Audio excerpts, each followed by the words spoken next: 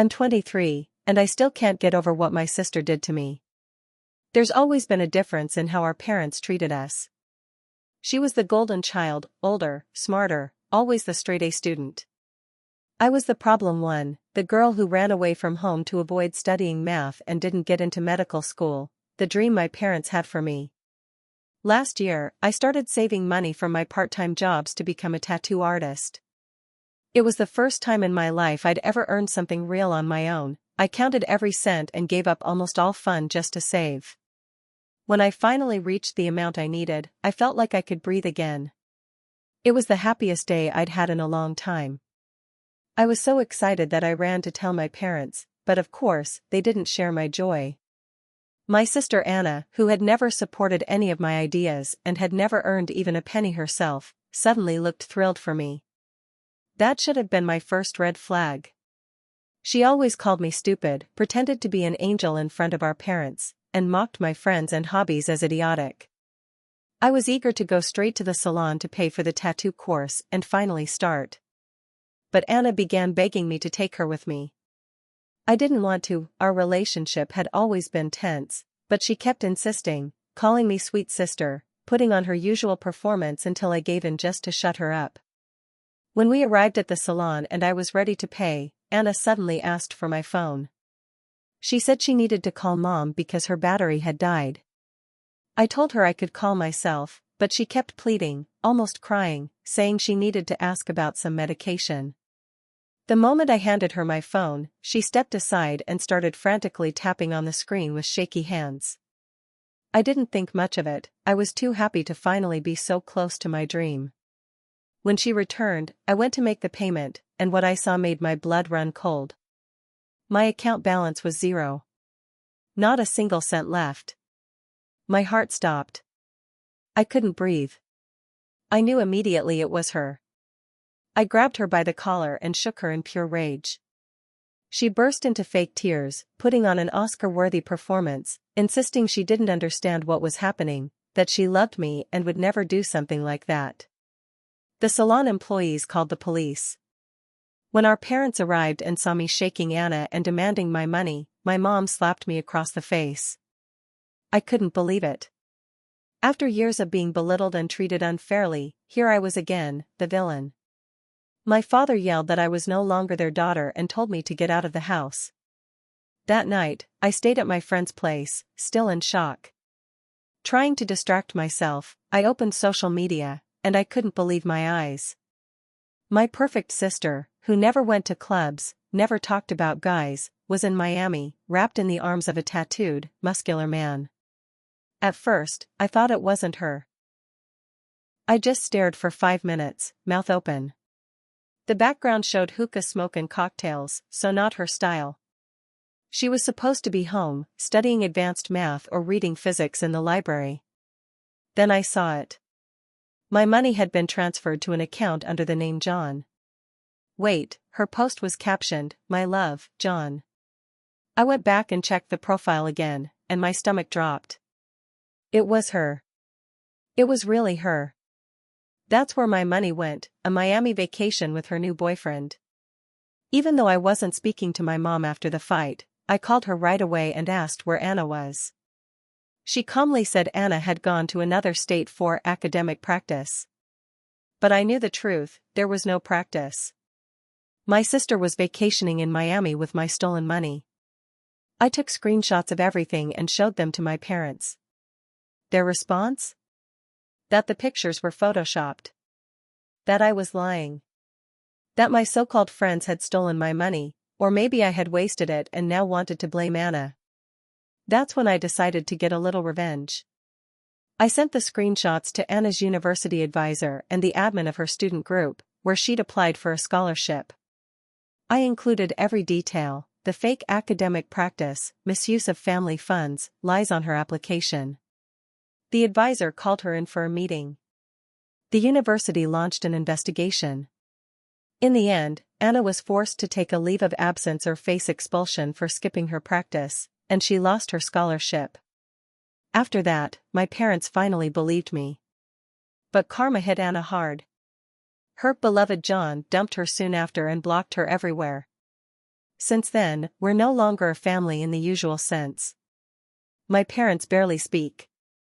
Dad looks at me like he's still trying to decide who's to blame. Mom sometimes calls but never says anything.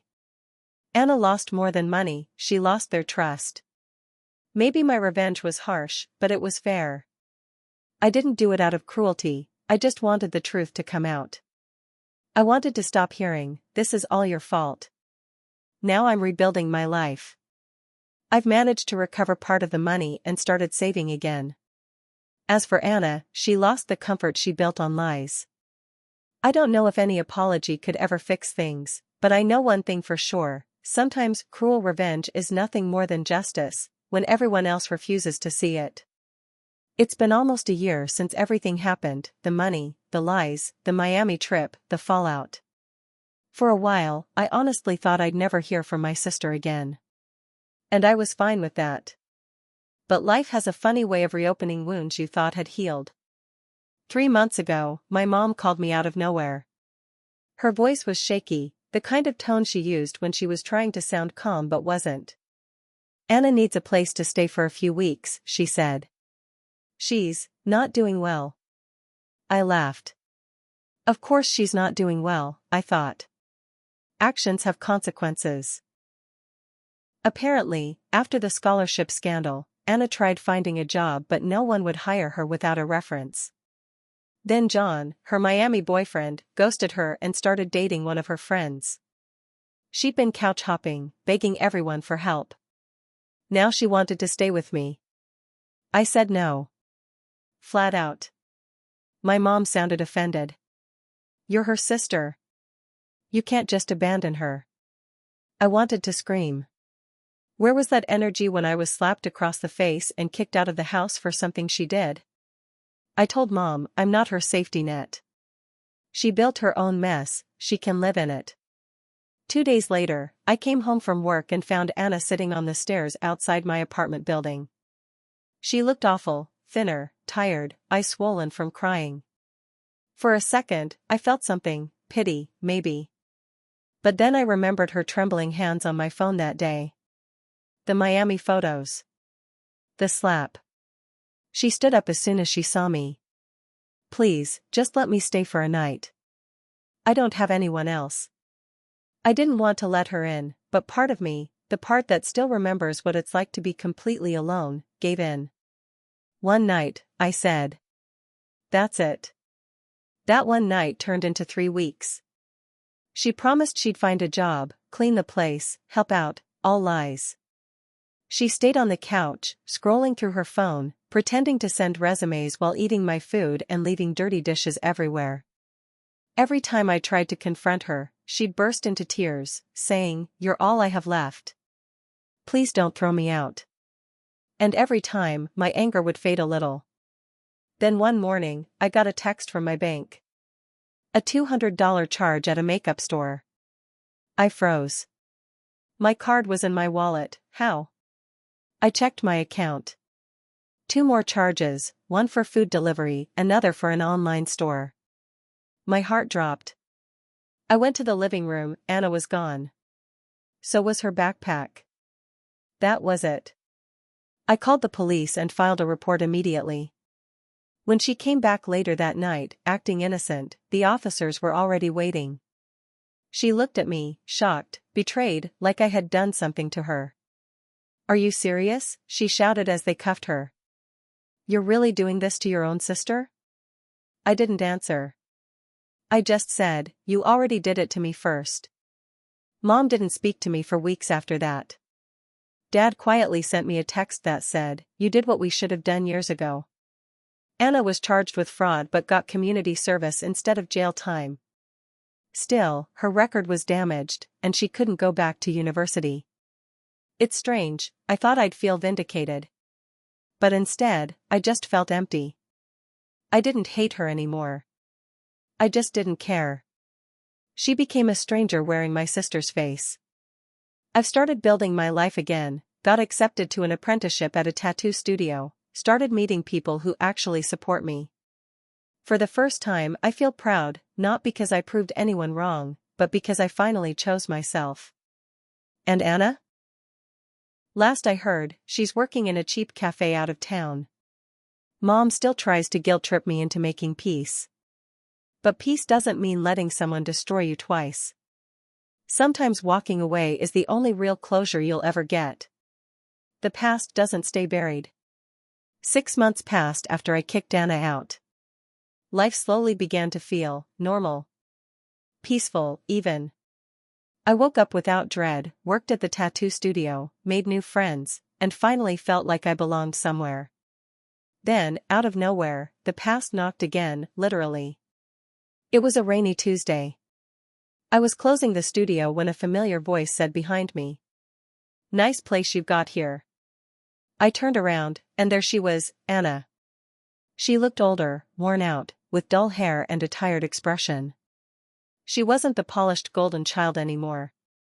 Just a girl who'd lost her shine. Before I could say anything, she continued, "I'm not here to ask for money. I swear. I just needed to see you." I didn't know what to say. Part of me wanted to tell her to leave, but curiosity held me in place.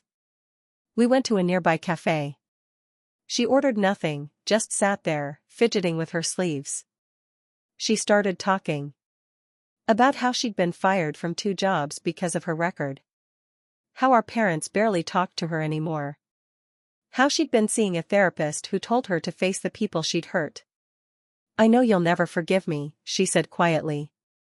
"But I wanted you to know I think about it every day. I was jealous of you. You were free, you lived how you wanted. I was terrified of disappointing everyone, so I became someone I didn't even like." Her voice cracked. For the first time, it didn't sound like a performance. She said she didn't plan to come back to our parents' house, that she just wanted to say sorry before leaving town for good. I sat there in silence. I didn't know how to feel.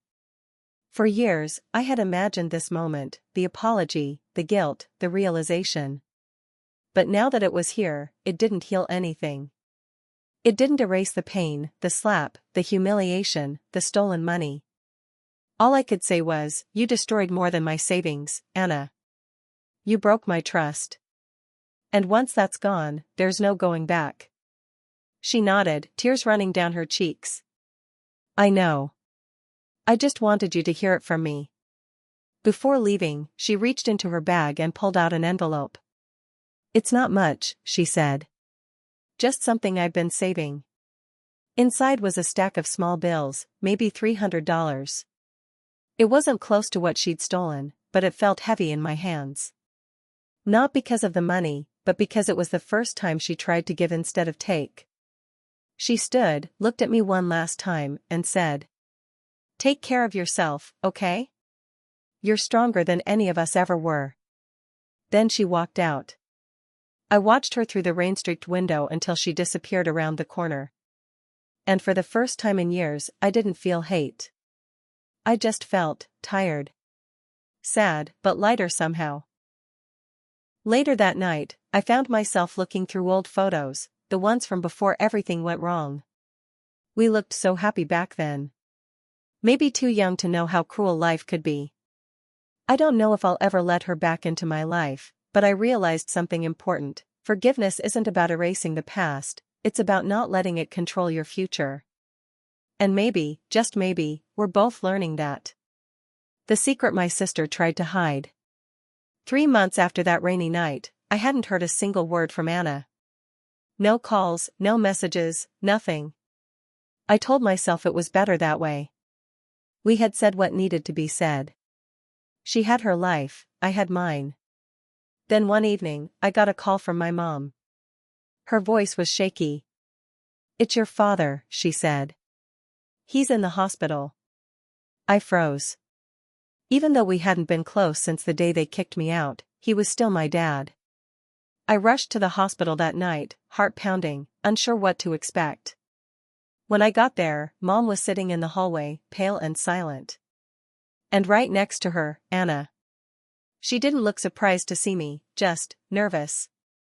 Like she'd been waiting for me. Dad had suffered a mild stroke. The doctors said he would recover, but he'd need care and rest for months. Mom immediately started talking about moving him to a private rehabilitation center. I nodded until I heard her next sentence. Anna's been handling the finances, she said. She's been helping us manage everything. My stomach dropped. I looked at Anna, and she avoided my gaze. That's when I knew something was off. After visiting Dad, I went outside to get some air. Anna followed me. She said softly, "Before you hear it from them, I need to tell you something." Apparently, after Dad's stroke, he had added both our names to his savings account to make things easier in case something happened.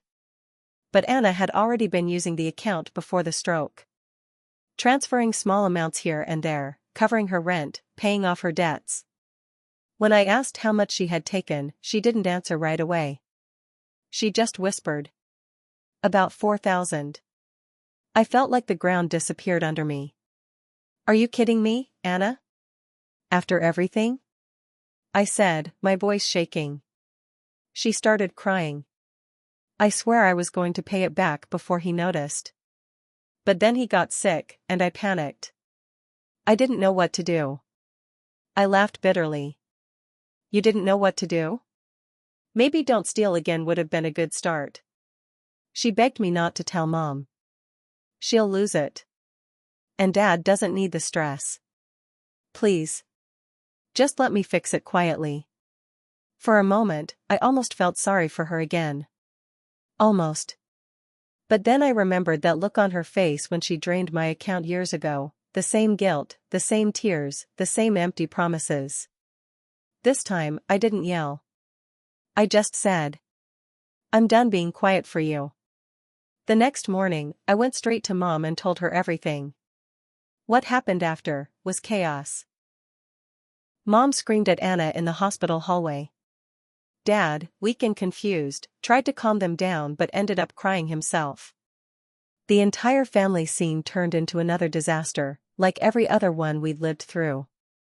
Later, Mom called me privately and said, "You did the right thing." But it still breaks my heart.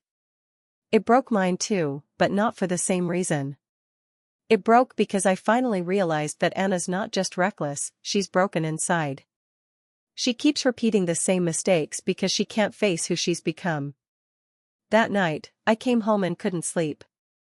I kept thinking about all those years of trying to earn my parents' love, all the times I was punished for her lies. And now, here we were again, only this time, I wasn't the scapegoat. I don't know what will happen next. Dad's recovering. Mom barely talks to Anna. And Anna, she keeps sending me messages I don't answer. Maybe I should feel satisfied. But all I feel is tired.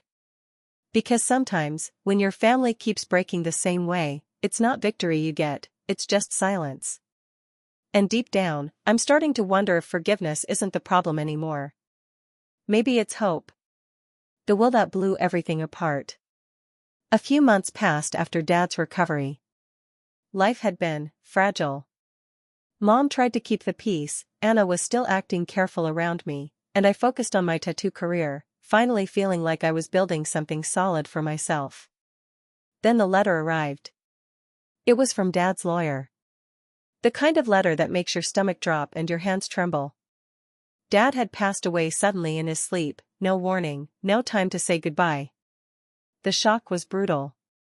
At the reading of the will, the room was packed. Mom, Anna, distant relatives, and the lawyer, everyone buzzing with anticipation. And then it was read aloud. Everything went to Anna. The house, Dad's savings, even the money Dad had added to both our accounts after his stroke, all of it. I froze. The room blurred. My jaw went numb. "Excuse me?" I finally whispered. The lawyer continued. He left a note, "Anna has been through a lot and needs support. I trust her to take care of the family legacy." Mom gasped. Anna smiled faintly, but there was something uneasy in her expression, maybe guilt, maybe fear. I wanted to scream. To throw something. To rip the note out of the lawyer's hands. But instead, I felt a strange calm wash over me. I realized this wasn't about justice anymore. Dad's decision didn't erase the years of betrayal, the stolen money, the humiliation. It just forced me to face a truth I'd been avoiding. I couldn't rely on my family to recognize my worth. Not ever. Anna turned to me, voice trembling. I didn't ask for this. I never wanted all of it. I don't know what to do. I looked at her, the girl who had stolen my savings, ruined my dreams, and yet somehow survived her own mess. And for the first time I didn't hate her. I just let go. You'll figure it out, I said softly. Just don't drag anyone else down with you. Mom stared at me, shocked. What are you doing? You're just letting her. I'm done fighting, I interrupted. I've got my life. I've got my career. I don't need anyone's approval or anyone's money to prove my worth. Anna looked at me, tears in her eyes. I'm sorry. I wish things could have been different. I nodded, then turned and walked away. Out into the fresh air. Into a future I was building myself, one day at a time. Because some victories don't come with applause. Some victories come with survival, with strength, and the quiet satisfaction of knowing you didn't let anyone else's choices define your life. And maybe, in the end, that's all the justice I need. Final part, moving on. Months have passed since Dad's will turned everything upside down. Anna has the inheritance, Mom keeps busy, and I keep building my own life. My tattoo career is thriving, I have friends who actually support me, and for the first time I feel truly free. I don't hate Anna anymore. I just don't let her actions control me. Some wounds don't fully heal, but they teach you to stand stronger. Sometimes justice isn't about punishment. Sometimes, it's simply choosing yourself, and never letting anyone take that away again.